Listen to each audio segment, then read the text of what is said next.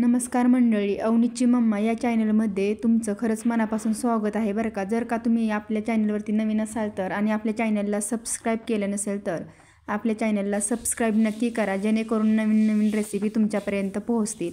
तर आता आपण इथे बनवणार आहोत रव्यापासून आणि पोह्यापासून एक मस्तपैकी पराठा. तर पराठा बनवण्यासाठी आता बघा मी इथे कोथिंबीर घेतलेली आहे. कोथिंबीर अशी आपल्याला मस्तपैकी निवडून घ्यायची आहे. जर कोथिंबीरच्या काड्या निबर असतील तर तुम्ही ते काड्या घेऊ नका, जर लयच निबर असतील तर. आणि कवळ्या काड्या असतील तर तुम्ही त्याच्यामध्ये घ्या, कारण की कोथिंबीरच्या पानापेक्षा त्याच्या काड्यामध्ये चांगला रस असतो. कवळ्या काड्यामध्ये बरं का, निवर काड्या घेऊ नका. तर आता आपण इथं काड्या निवडून घेतलेल्या आहेत. खरं सांगू का, मुलाच्या डब्यासाठी देण्यासाठी हे एकदम मस्त रेसिपी आहे. तुम्ही एक वेळेस नक्की करून बघा आणि जर तुम्हाला आवडली असेल तर तुम्ही मला कमेंटमध्ये नक्की सांगू शकतात. तर आपण जे कोथिंबीरच्या काड्या निवडून घेतलेल्या आहेत ना, त्या कोथिंबीर आपण एक मस्तपैकी बारीक करून घेणार आहे. हे बघा, जेवढं बारीक करता येईल ना तेवढं बारीक करा. जर तुम्हाला असे जमत नसेल तर तुम्ही मिक्सरमधून पण याची पेस्ट काढू शकतात. खरं सांगू का, पेस्ट काढून घेण्यापेक्षा तुम्ही अशी कोथिंबीर नाही का बारीकच करून घ्या. बारीक करून घेतली म्हणजे कसं जरा बरं पडतं ना. आता ती कोथिंबीर आपण एका बाउलमध्ये टाकून घेणार आहोत आणि जे रवा आपल्याला लागणार आहे ना, मेन गोष्ट ते आता आपण कोथिंबीरमध्ये टाकून घेणार आहोत.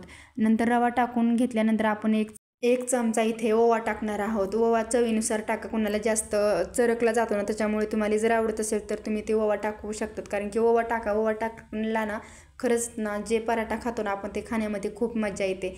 तर आपण आता इथे टाकलेलं आहे अर्धी वाटी दही आणि आता चवीनुसार मीठ टाकणार आहोत. जर तुमच्याकडे दही नसेल ना तर तुम्ही त्याच्यामध्ये ताक पण ॲड करू शकता. ताकामध्ये पण चांगलं भिजलं जातं. तर आता आपण इथे घेतलेले आहे अर्धी वाटी पोहे.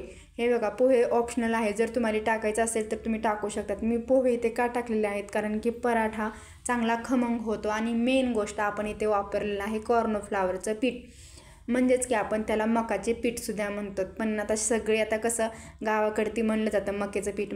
पण आता तुम्ही कॉर्नफ्लावरचं पीठ इथे घेतलेलं आहे आपण.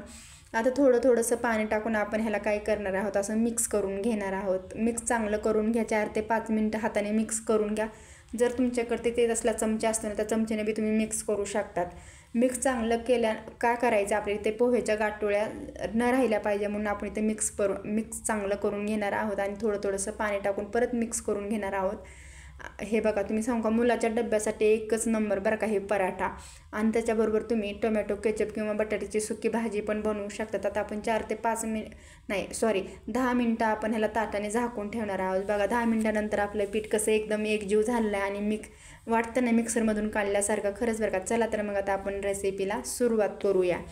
तर तेल पाणी टाकून घ्या. डोश्याच्या तव्यावरती तेल पाणी टाकून झाल्यानंतर त्याला एका फटक्याने पुसून घ्या.